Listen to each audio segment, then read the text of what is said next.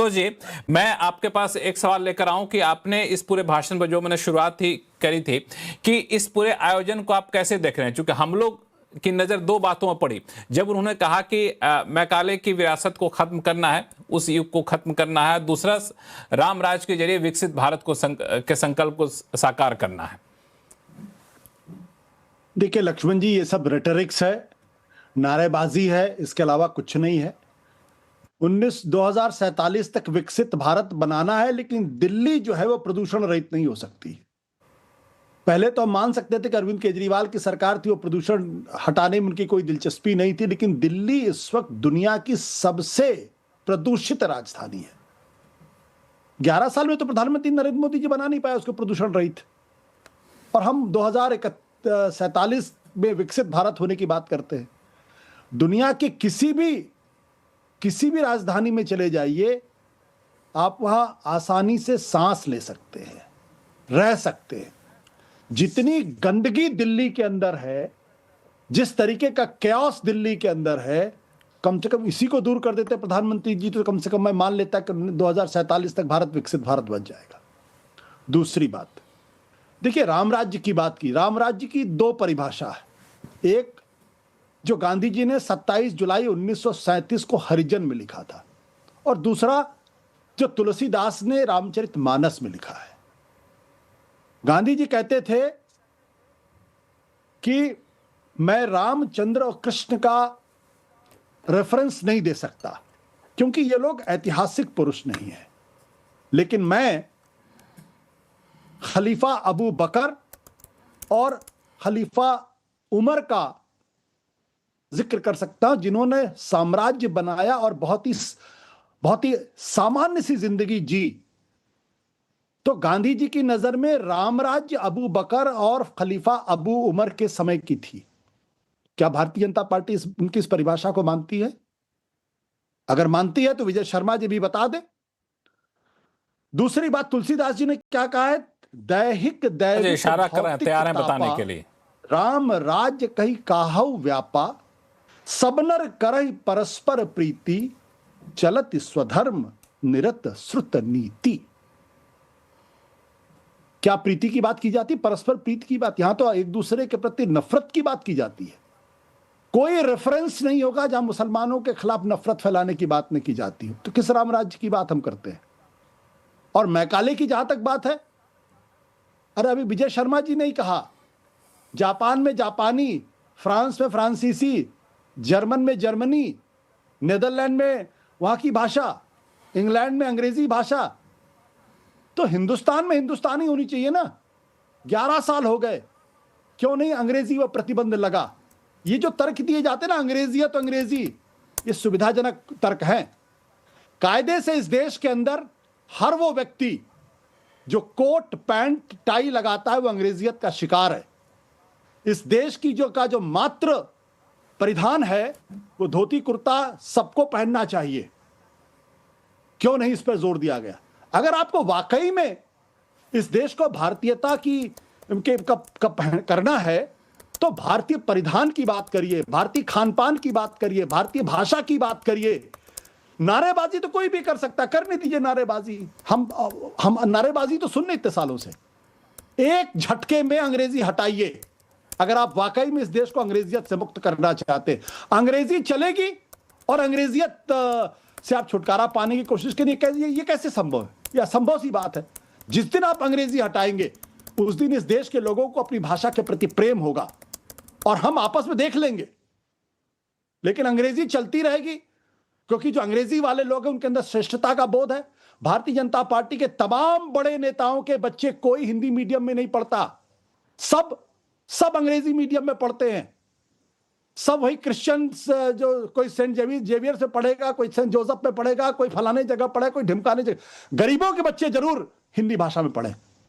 तो पहले अपने घर से शुरू कर लीजिए, वहीं अंग्रेजी शुरू कर लीजिए। आशुतोष जी, आपके सवालों का हाँ बिल्कुल, आपके सवालों का जवाब मैं लूंगा विजय शर्मा जी से, क्योंकि आपने सीधा सवाल किया, उनके पास आता हूं। फिर मैं संगीत रागी जी, अवधेश जी, आप भी बने हुए हैं। हाँ देखिए लक्ष्मण जी, प्रत्यक्षम की परमाणम, आप मुझे बता दिए जब वो क्या गीत गाते थे? रघुपति राघव राजा राम, गाते थे नहीं गाते थे? उनकी समाधि के ऊपर आज भी हे राम, जब उनकी मृत्यु हुई थी उस टाइम क्या उनके मुंह से निकला? मुख से हे राम निकला, नहीं निकला? तो आप किसकी बात करते हो? तो मुझे नहीं लगता, और उनके आप तुलना कर रहे हो जिनकी जोन खलीफाओं के मर्डर हुए, जिनकी हत्या हुई, तो ये तो एक गलत बात होगी। तो उन्होंने तो खुद लिखा है अपनी किताब में, जो है उनकी एकमात्र एक ही किताब थी हिंद स्वराज 1909 में, नहीं लिखा है क्या उन्होंने? तो ये तो मेरे ख्याल से अभी आशुतोष जी ने अभी थोड़ी देर पहले डिबेट भी की थी, सुन भी लिया था, उसका जवाब मैं बार बार दोहराना नहीं चाहता। तो मैं तो ये बताना चाहता हूँ आशुतोष जी, मैंने अभी शायद आपने सुना नहीं ध्यान से, अभी हमारी जो नई शिक्षा नीति आई है उसमें हमने क्या प्रोविजन किया है 5वीं तक, जिसका सो कॉल्ड आपके जिस विचारधारा से ताल्लुकात रखते हो वो लोग विरोध कर रहे हैं उस शिक्षा नीति का। क्यों कर रहे हैं भाई? एक झटके में आप क्या चाहते हो? अरे आप मुझे बताइए, देश को सशक्त करने वाले कार्य हम कर रहे हैं, उस पे उंगली उठाई जाती है। बाढ़ लगाने का काम हम कर रहे हैं, संस्कृति में किस तरह से हमने, आप मुझे बताइए कि हिंदी को बढ़ावा हमारे प्राइम मिनिस्टर देते नहीं देते? जब उनका मजाक उड़ाया जाता है इसी बात के ऊपर, वाजपेयी जी यूएनओ में जाकर बोले थे हिंदी में, उनका मजाक क्या, उनको इंग्लिश नहीं आती? हो सकता है मेरे से और आपसे ज्यादा इंग्लिश आती हो, लेकिन चलो मैं उन बात में नहीं जाना चाहता, वो डिबेट हो जाएगी। हम कोई भी ऐसा कार्य नहीं है जिससे देश की एकता मजबूता, आपको लगता होगा हम देश तोड़ने की बातें करते हैं, हम तुष्टीकरण की राजनीति नहीं करते। आपको लगता है कि देश का प्रधानमंत्री यह बोले कि पहले संसाधनों पे हक मुसलमानों का है, तो आपको एकता की बात नजर आएगी। आप पिछड़ों का आरक्षण छीन के मुसलमानों को दे दोगे तो आपको लगेगा कि हाँ भाई ये तो सेकुलरिज्म है, बहुत अच्छा। आशुतोष जवाब देना चाहते हैं, एक मिनट विजय शर्मा, आशुतोष जी जवाब देना चाहते हैं। हाँ। देखिए विजय शर्मा जी हमें बताना चाहते हैं, गांधी जी को ये पता नहीं था कि अबू बकर का कत्ल नहीं हुआ था, गांधी जी को मालूम था, फिर भी गांधी जी कह रहे थे अबू बकर के जमाने में जो शासन था वही राम राज्य था। इस पर तो टिप्पणी कर दी होती, आपने नहीं टिप्पणी की, चलिए कोई बात नहीं। देखिए एक चीज कर दीजिए, चलिए मैं मान लेता हूं, चलिए अंग्रेजी पढ़ाइए, मुझे कोई दिक्कत नहीं है। एक चीज कर दीजिए, कल से ये तय कर दीजिए कि इस देश के अंदर कोई आदमी कोट पैंट टाई नहीं पहनेगा, और जो गाड़ियां हैं उनके ऊपर अंग्रेजी में उनका नंबर नहीं जाएंगे। ये 2 काम कर दीजिए, मैं मान जाऊंगा कि आपका कमिटमेंट इस देश को मैकाले की शिक्षा पद्धति से दूर करने की है, मैं मान जाऊंगा। वैसे बता दो कि गाड़ियों पे हिंदी में नंबर प्लेट हिंदी में लिखने का प्रावधान है। वैसे लक्ष्मण जी नहीं, सारे कारों के नंबर आप देख लीजिए, सब अंग्रेजी में है। भाई साहब क्या बात कर रहे हैं आप? दूसरी बात, नहीं नियम है, आप हिंदी में लिखवा सकते हैं। एक मिनट विजय जी, मुझे बोलने दी। दूसरी बात, मैकाले की जो शिक्षा पद्धति थी उसके पहले राजा राममोहन राय ने एक बहुत बड़ी चिट्ठी लिखी थी और उन्होंने इस बात का विरोध किया था कि अंग्रेज इस देश के अंदर संस्कृति के स्कूल खोल रहे हैं, उनको अंग्रेजी शिक्षा देनी चाहिए, उनको अंग्रेजी शिक्षा देनी चाहिए। राजा राममोहन राय की चिट्ठी मौजूद है। और अवधेश जी प्लीज आप पढ़े लिखे आदमी है।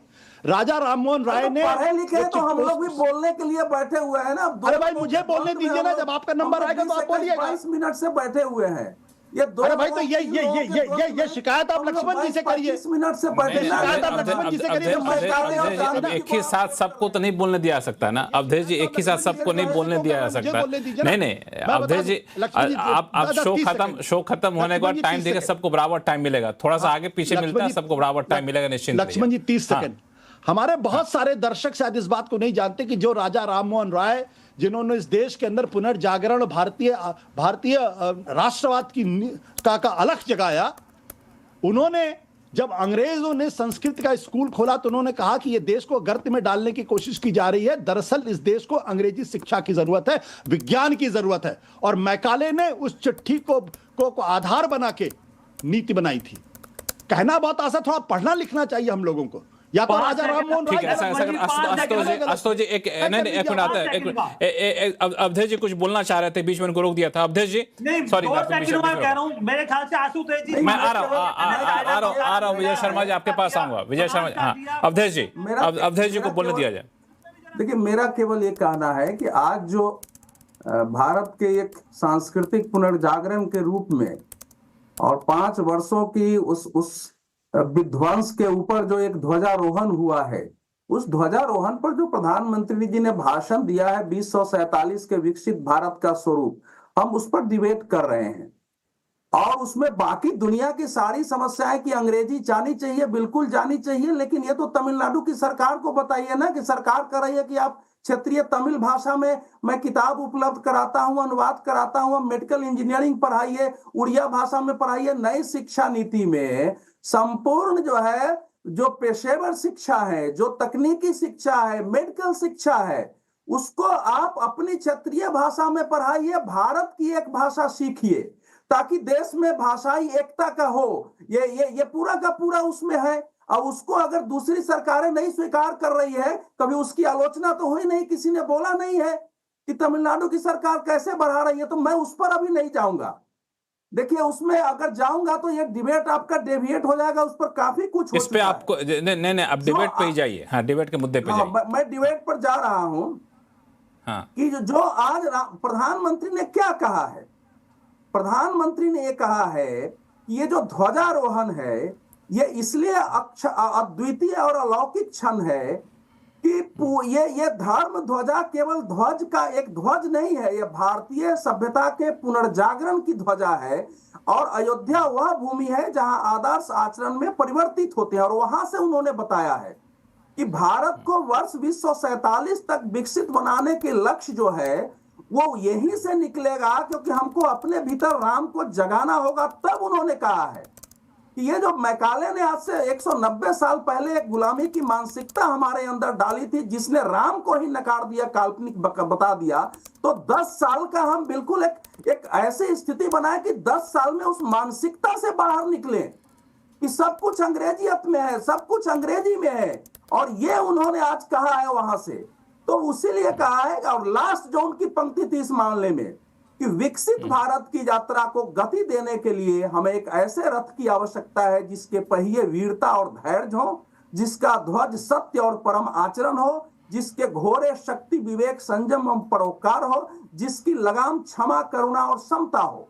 अब ये इसमें जो एक भारत के संपूर्ण भारत के जो भारत विकसित भारत कैसा होगा उसका जो एक पूरा खाका है, वो उन्होंने रामायण से और रामचरितमानस से ही लेके बताया है कि राम राज्य की कल्पना क्या थी।